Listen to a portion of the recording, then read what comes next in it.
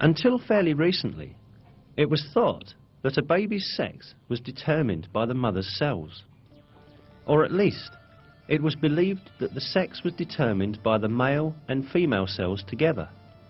But we are given a different kind of information in the Quran, where it is stated that masculinity or femininity is created out of the sperm poured forth into the womb.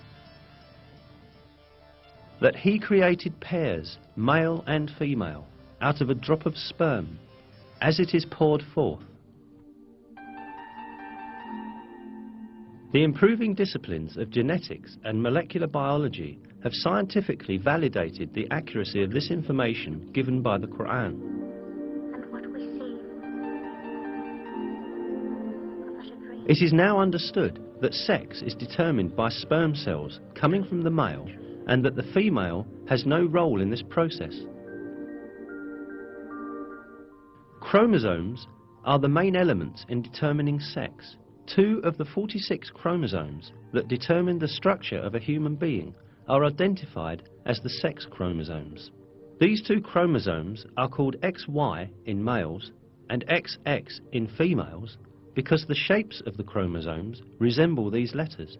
The Y chromosome carries the genes that code for masculinity, while the X chromosome carries the genes that code for femininity.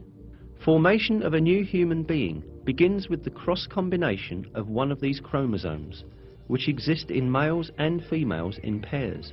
In females, both components of the sex cell, which divides into 2 during ovulation, carry X chromosomes. The sex cell of a male, on the other hand, produces 2 different kinds of sperm, one that contains X chromosomes and the other Y chromosomes. If an X chromosome from the female unites with a sperm that contains an X chromosome, then the baby is female.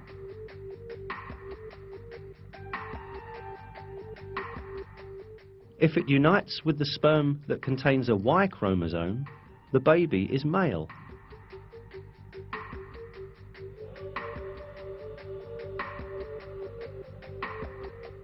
In other words, a baby's sex is determined by which chromosome from the male unites with the female's ovum.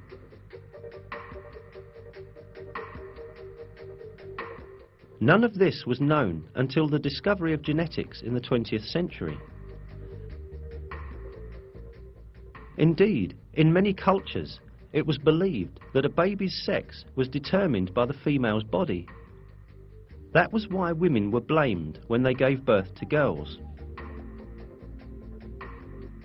However, 13 centuries before human genes were discovered, the Quran revealed information that denies this superstition and referred to the origin of sex being not with women, but with the semen coming from men. If we keep on examining the facts announced to us in the Quran about the formation of people, we again encounter some very important scientific miracles. When the sperm of the male unites with the ovum of the female, the essence of the baby to be born is formed.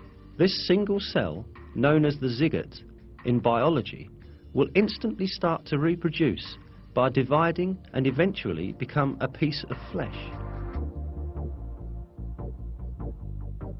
The zygote, however, does not spend its developmental period in a void. It clings to the uterus just like roots that are firmly fixed to the earth by their tendrils. Through this bond, the zygote can obtain the substances essential to its development from the mother's body. Here, at this point, a very significant miracle of the Quran is revealed. While referring to the zygote developing in the mother's womb, God uses the word alaq in the Quran.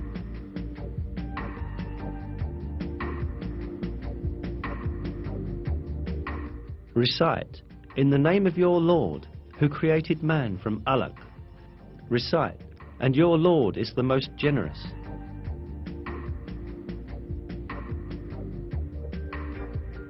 The meaning of the word alaq in Arabic is a thing that clings to some place.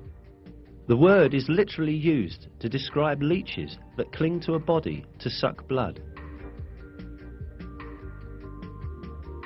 Certainly, it is not a coincidence that such an appropriate word is used for the zygote developing in the mother's womb. This proves once again that the Quran is a revelation from God, the Lord of all the worlds.